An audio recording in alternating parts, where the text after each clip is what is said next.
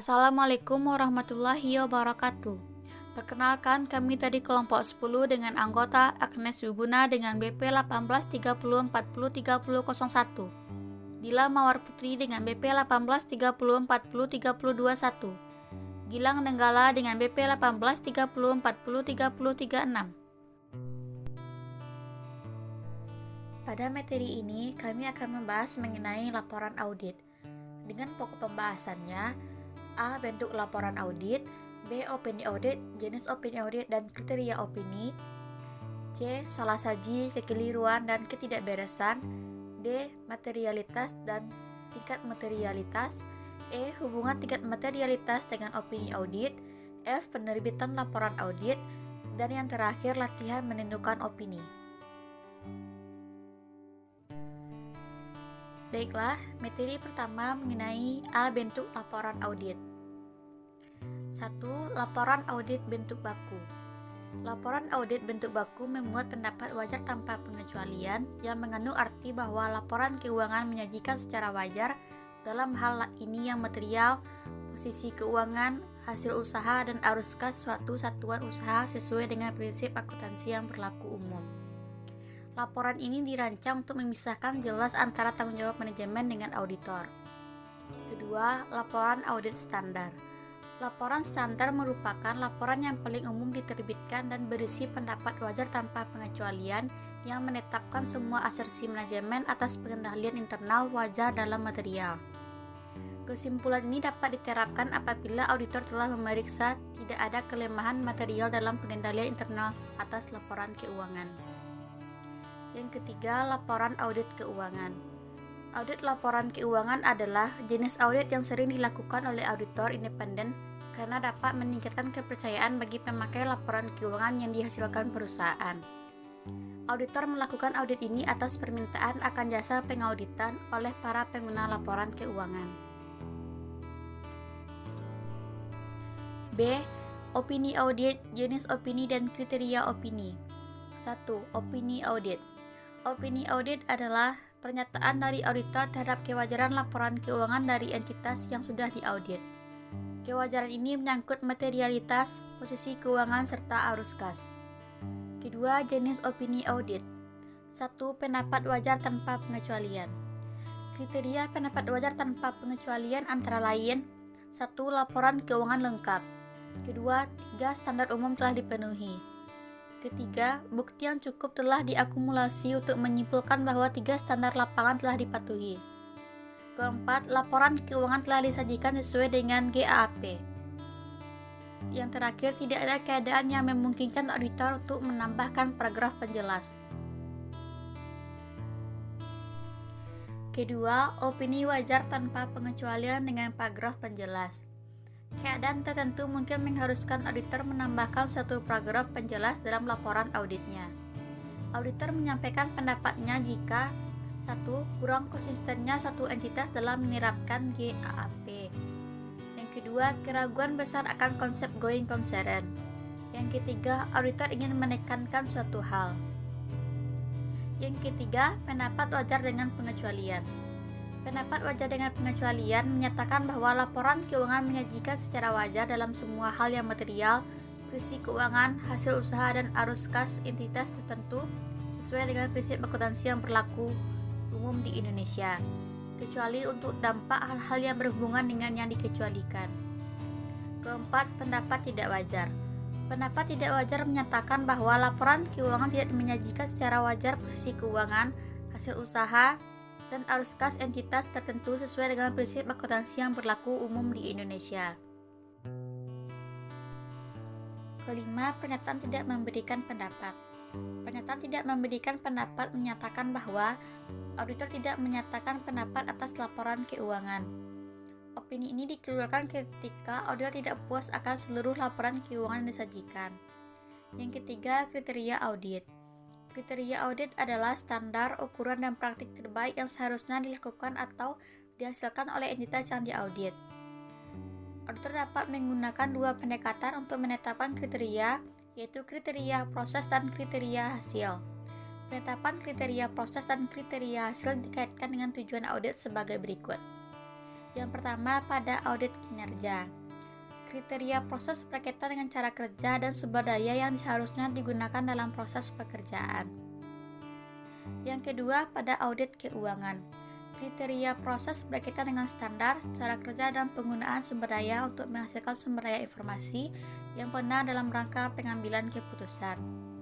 Kriteria hasil diwujudkan dalam bentuk informasi yang benar dan dapat dipercaya sehingga bahan pengambilan keputusan.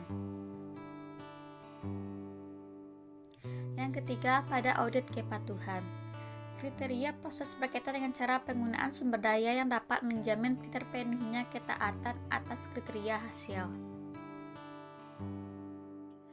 Bagian C. Salah saji, kekeliruan, dan ketidakberesan.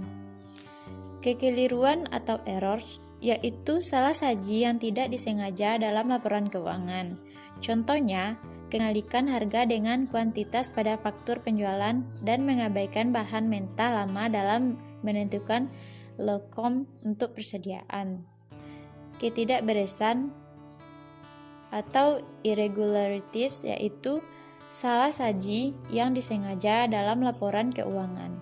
Contohnya, pencurian aktiva atau penggelapan atau fraud karyawan dan pelaporan keuangan yang dipalsukan atau fraud management.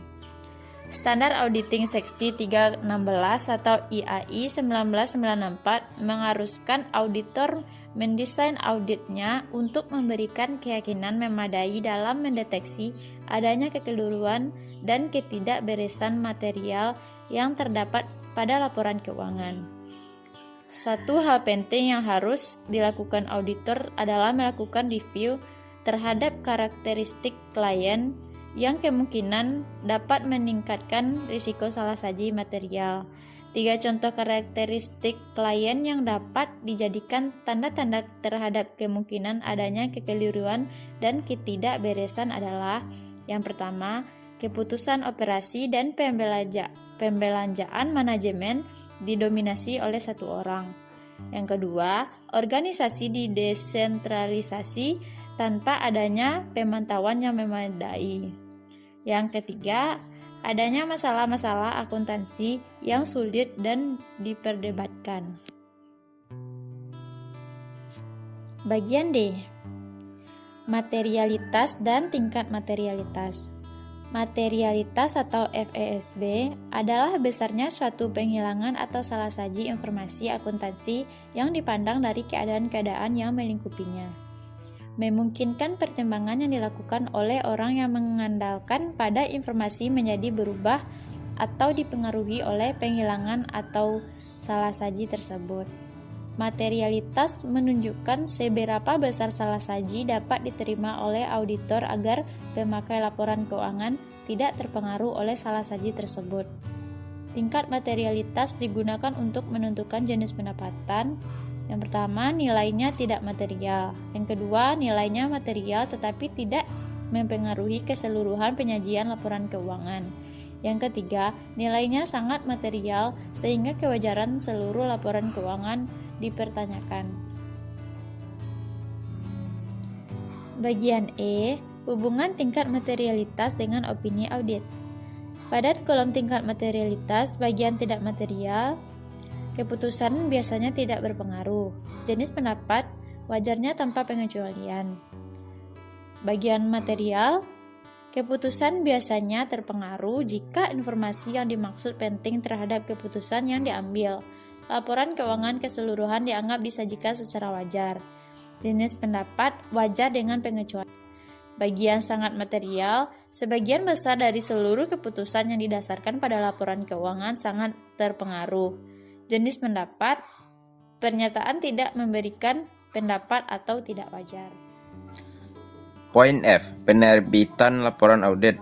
Langkah akhir suatu proses pemeriksaan auditor adalah penerbitan laporan audit, di mana pada prosesnya disebut penyelesaian audit. Ada beberapa hal yang harus dilakukan auditor dalam penyelesaian audit, yaitu 1.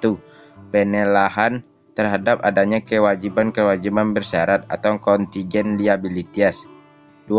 Penilaian transaksi setelah tanggal neraca subsequent event.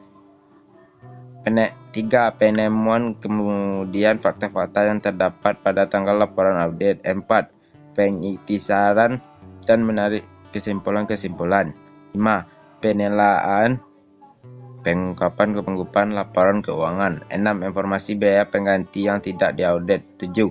Surat representasi manajemen. Poin G. Latihan menentukan opini. Sebelum auditor tersebut memberikan pendapat atau opininya, seorang auditor tersebut juga harus melaksanakan tahap-tahap audit. Adapun tahap-tahap menurut Arens eta 2018-132 yakni 1. Perencanaan serta juga pencanangan pendekatan audit. 2. Pengujian, pengendalian serta juga transaksi. 3. Pelaksanaan prosedur analitis dan juga pengujian terinci atas saldo. 4. Penyelesaian serta juga penerbitan laporan audit. Baiklah, hanya itu yang dapat kami sampaikan pada materi kali ini. Semoga materi ini dapat bermanfaat bagi kita semua. Terima kasih. Assalamualaikum warahmatullahi wabarakatuh.